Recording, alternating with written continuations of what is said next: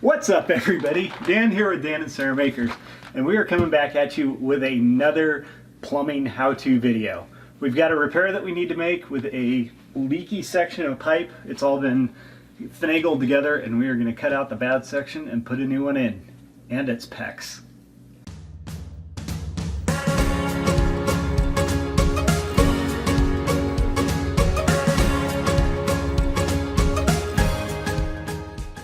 So a quick description of what we're doing. We've got a pressure pump down here that helps boost the water pressure in the house when you turn a faucet on. It's got a union, which you can see has a lot of rust and corrosion, so it's been leaking. Can't see.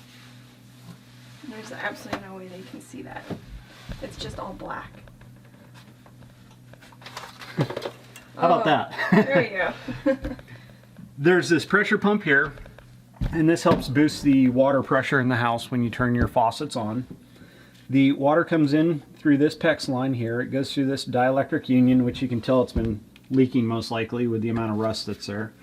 And then also up here, there's always a drip of water on the underside of this assembly of PEX tubing here.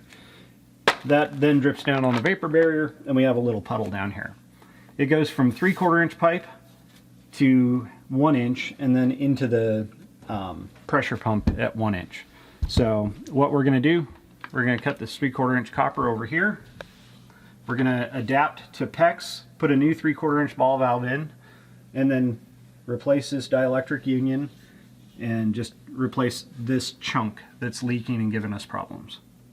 So unfortunately there's no two ways about this. I'm probably going to get wet, but I'm going to pull this dielectric union apart first, because if for some reason the water hasn't been shut off completely, I could thread it back together again and then try and figure out how to get the water shut off.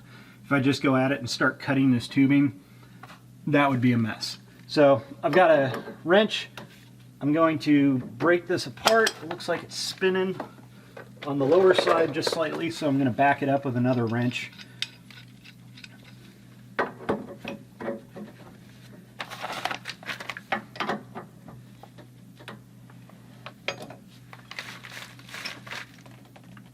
Got some water. We'll watch it for a second, see if it keeps spraying. Doesn't look like it's getting any more pressure, so we're probably good to go.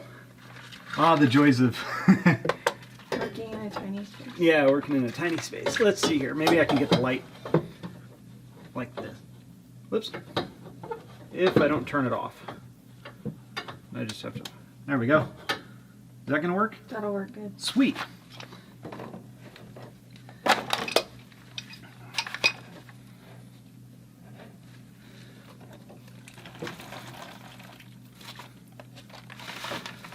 So if you don't know what a dielectric union is, it's basically an insulator that keeps two different types of metal from touching each other.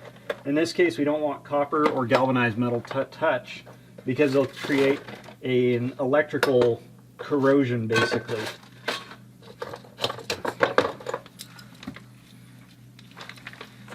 So I've got my little mini tubing cutter here. I think we're gonna cut this pipe right about here.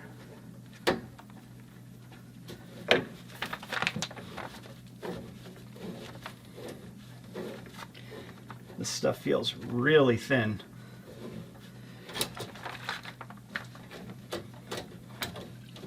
Extremely thin. Wow.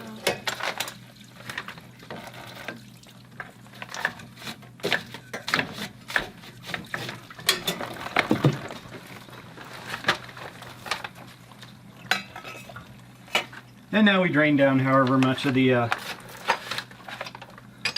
system decides it needs to drain down. Sweet, I caught all of it. So this is an extremely thin copper tubing here. We've noticed in one of the bathrooms that there's a lot of where one of the faucets drips. Sarah kind of figured this one out. There's a lot of green. It looked like somebody used some kind of cleaner and just left it there. And what might be happening is the water here might be corrosive enough that it's eroding the copper tubing and creating this green film.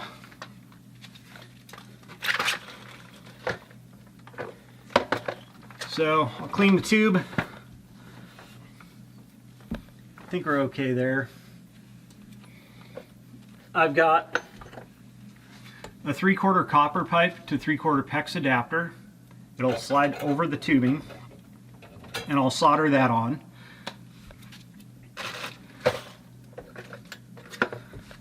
So I'll rough both sides up, clean the end of the tubing, clean the inside of the fitting.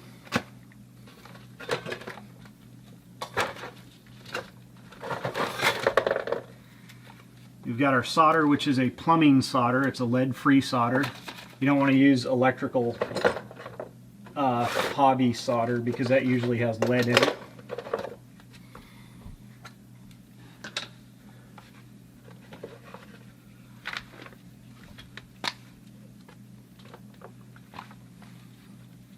What was that you just pulled out?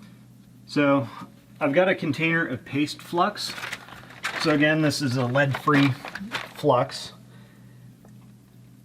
This isn't your flux capacitor. Yep. If you get up to, what is it, 88 miles an hour. And I just put enough to coat the inside of the fitting. This isn't my favorite type of flux, but it works. And then I'll coat the end of the tubing.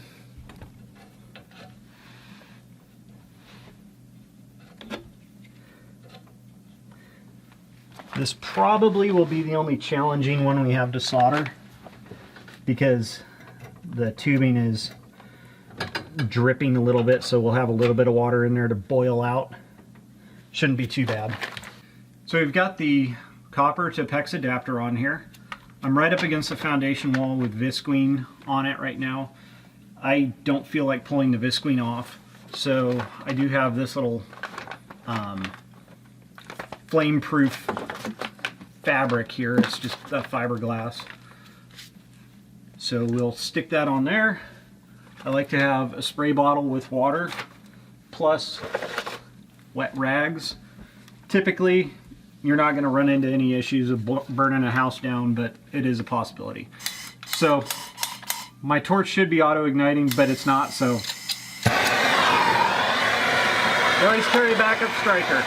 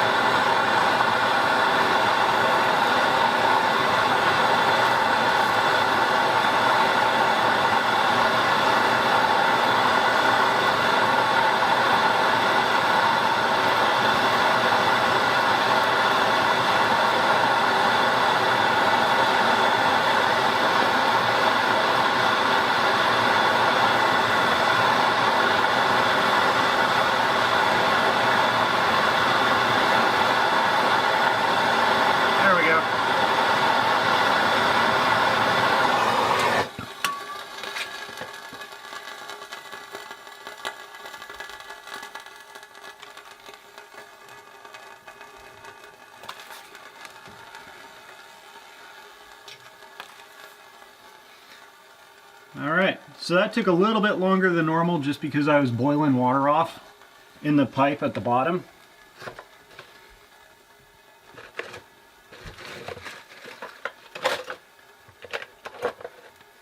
I like to carry, it's like an automotive trouble mirror, dentist mirror.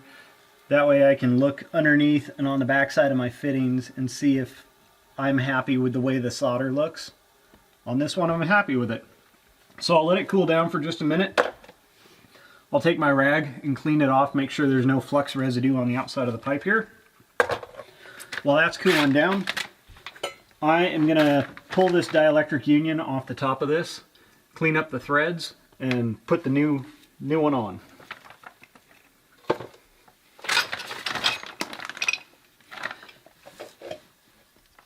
Which, this might be a little bit of a challenge. That's like hand loose. Do I have a pair of channel locks or pliers that I could get on this? You want me to go look? Yeah, maybe. Okay.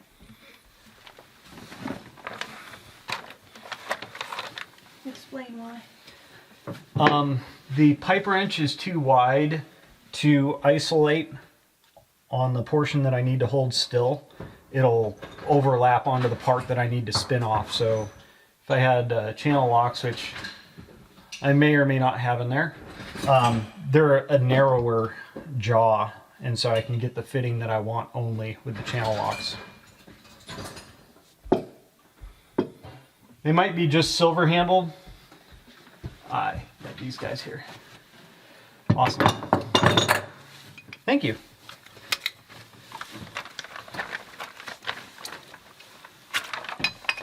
All right, so like I was saying, the channel locks are narrow enough jaw-wise that I can isolate just the fitting I want, and then the pipe wrench will get onto the dielectric union only.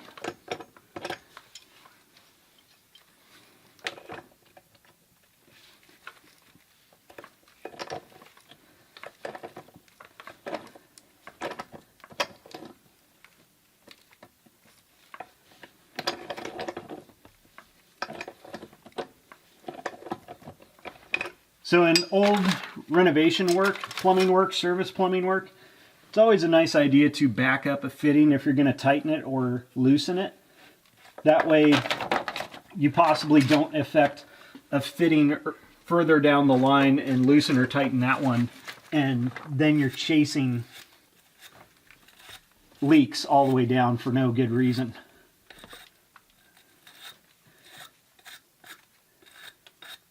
So I'm using my fitting brush just to kind of clean the threads off.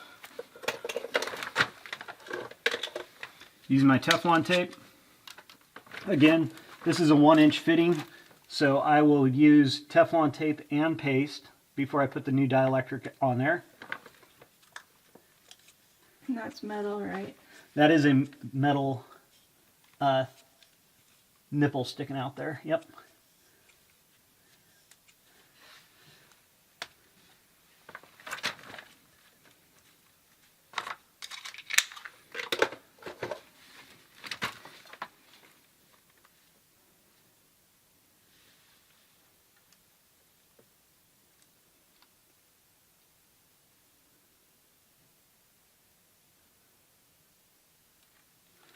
There we go.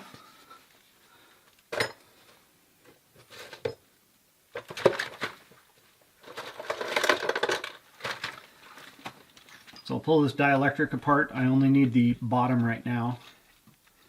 So this is a 1-inch by 3/4 inch dielectric union. It's a reducer, so it'll save me additional fittings. There's no reason to use a lot of extra fittings. Every fitting is a potential for a new leak.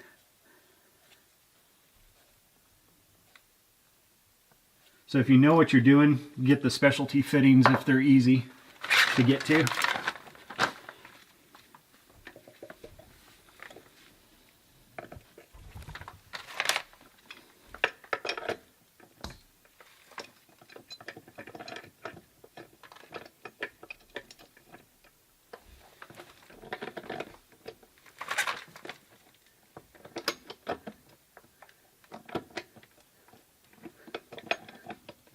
A lot of rotational space. I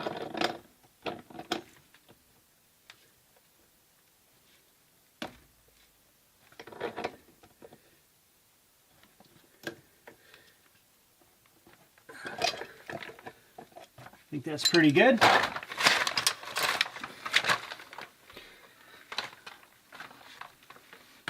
So I'd prefer not to do it, but I don't really have a choice right now.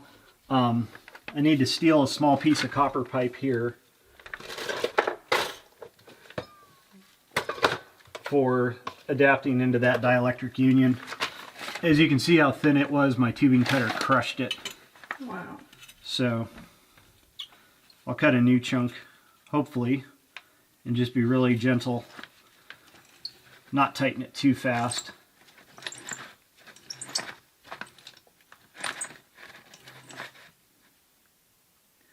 And it looks like it's trying to thread the pipe.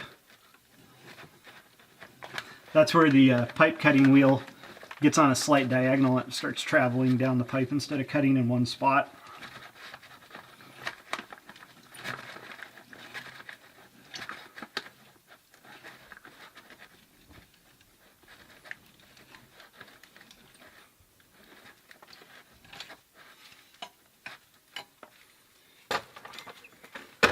All right.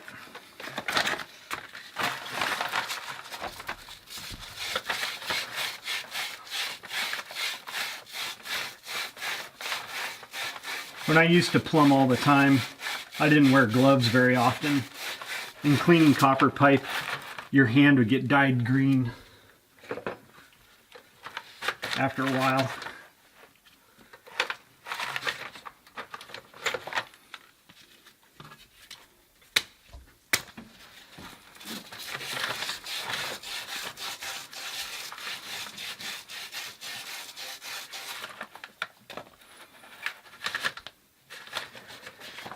It's a lot easier to clean the pipe when you've got a big chunk to hold on to. That's why I just cleaned it before I cut the next piece off. It's hard to hold a small piece.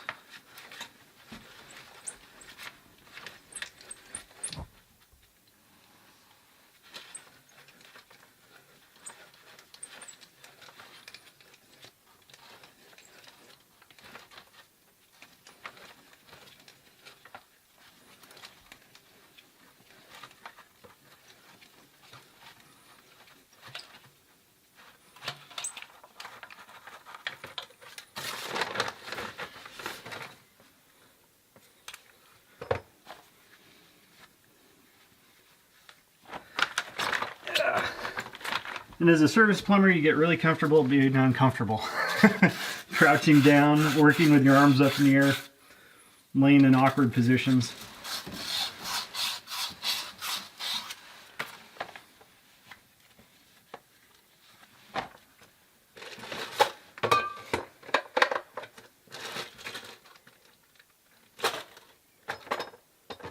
Keep throwing my fittings somewhere and losing them.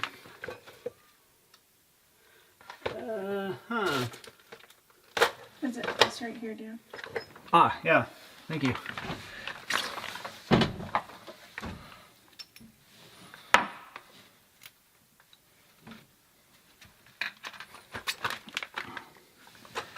Do you want to show them what you keep looking at under there?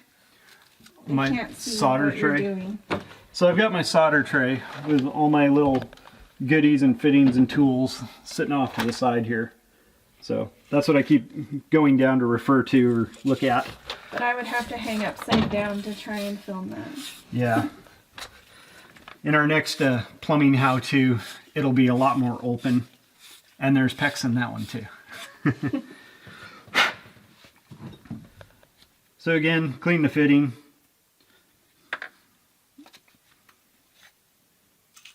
Clean the fitting. And replacing this one it should make it so that it stops having that reaction. Right? Yes, and potentially cut that leak out that we had.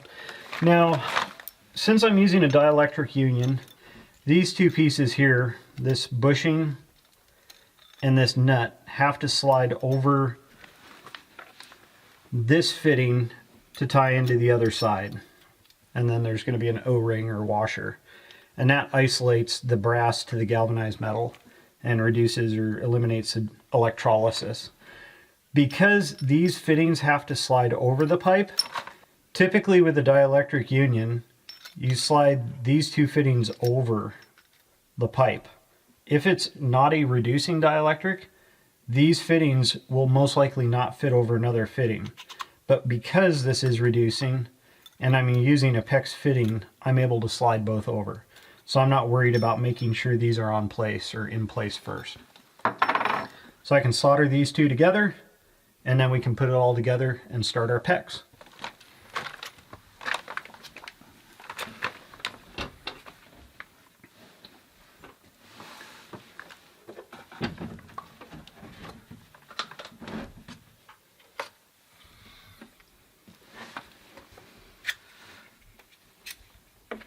Same as before, we flux our fittings.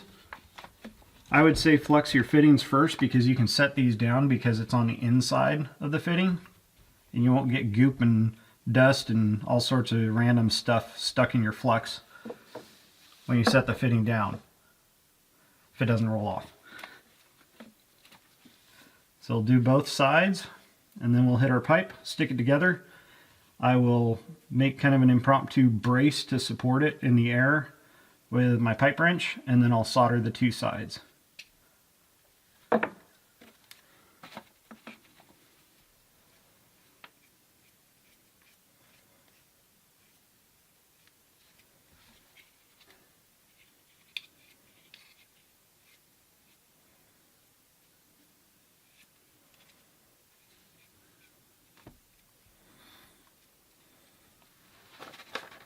All right, stick them together.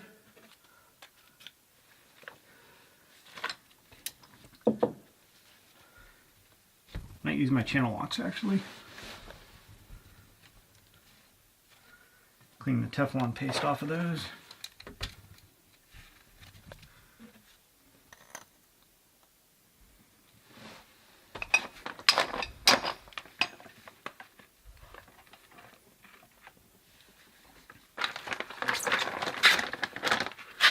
Just have to decide which way I want to do it.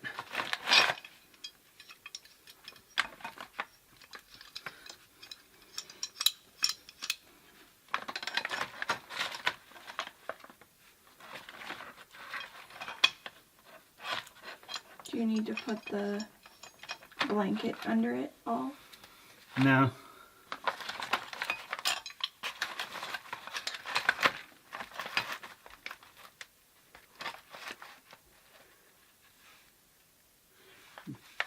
Dealing with a little bit of a hill here.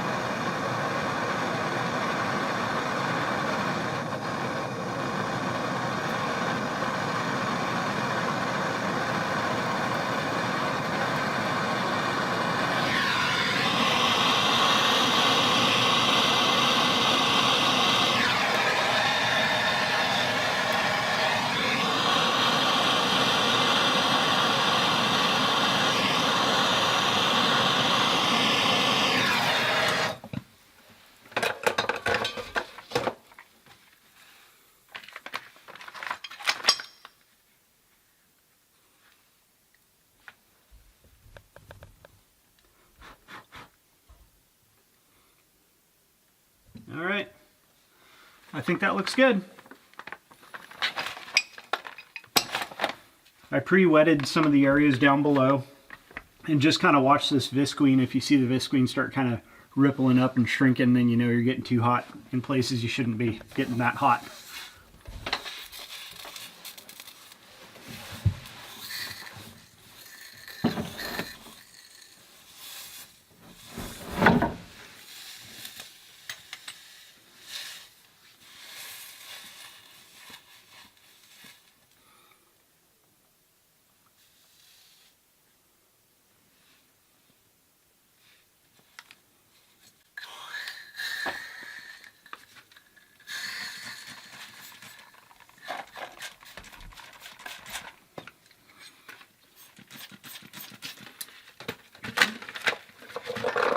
I'll just make sure I clean this fitting off because I haven't yet. You want to make sure you get any flux residue off because the flux is an acid-based flux. It helps clean any oxidation off the copper pipe. And that will lead to leaks over time if you don't clean it off.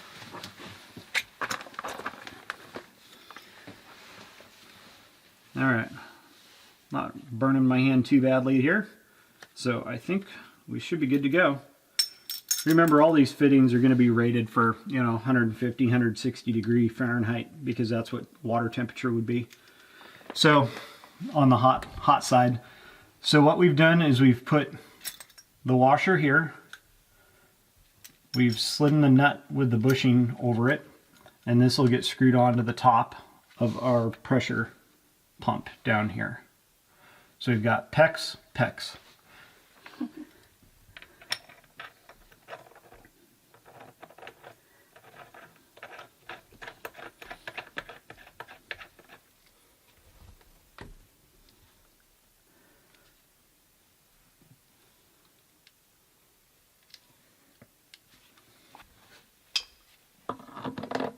Again, back it up with some pipe wrenches.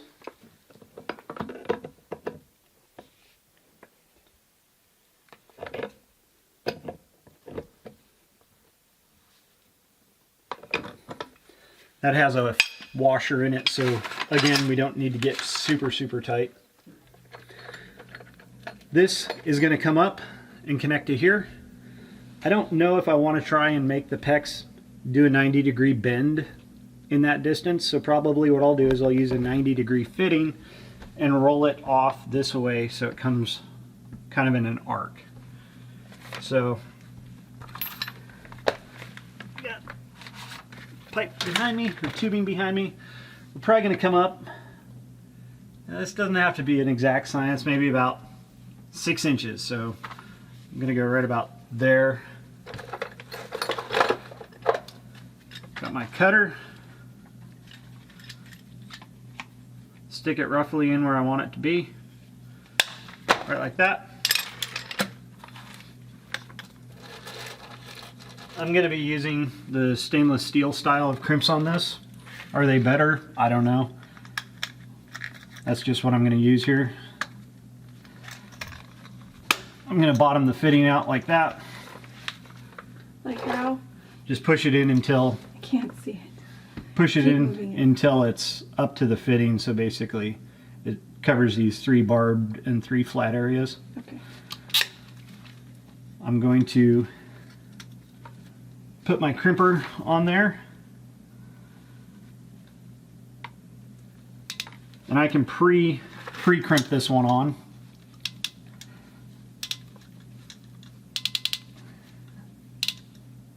Almost there. There we go. So that's crimped and fit. Now I will stub this one on down here. I'm going to hold off on crimping this one until I get the rest of the fittings in. That way I can spin this. You can still spin fittings when they're crimped, but that's not ideal. So we're going to put a ball valve in here. So I'll have a short piece of PEX here with a ball valve, and then we'll do our final connection here. So again, easy. Just eyeballing this one, like so.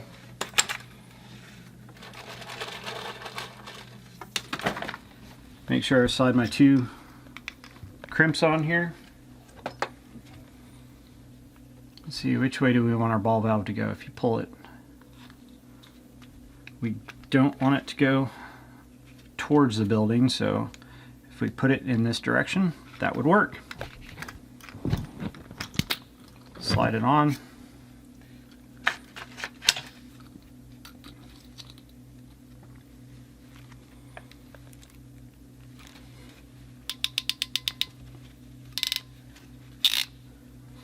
Crimped. Slide my next crimp fitting on. Push it on to the PEX fitting. Make sure that's up.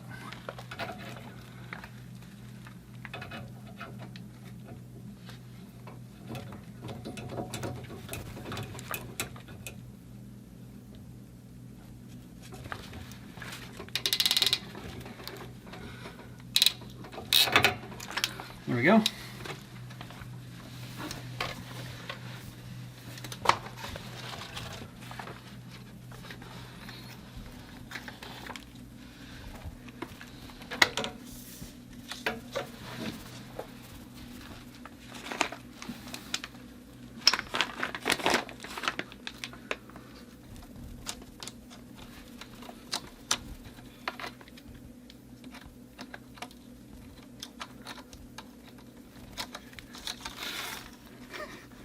Really awkward angles we get to deal with here. Spaces. Ah! Fell off.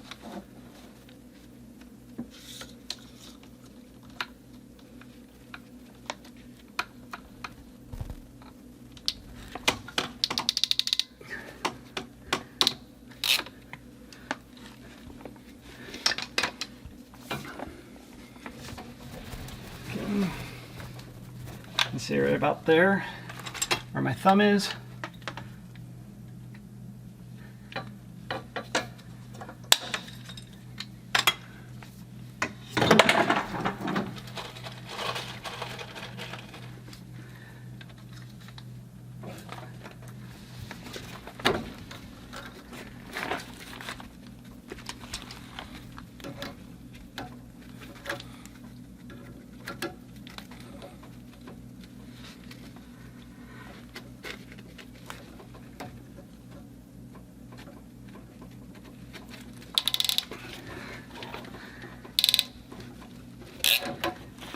Like that, and then we have got this final one.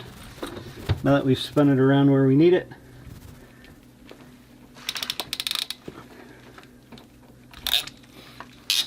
there we go. That is a much cleaner, much simpler, much fewer fitting assembly than that. Hold on, let me get. Yeah. Yep, there are 1, 2, 3, 4, 5, 6 fittings, and with our adapters, which would be these two here, we have 1, 2, 3, 4, 5. So we cut out one official fitting, but in essence we've got two that didn't really need to be there. So yeah, it's much simpler, much cleaner, and probably not going to leak anywhere near as much as this old one did.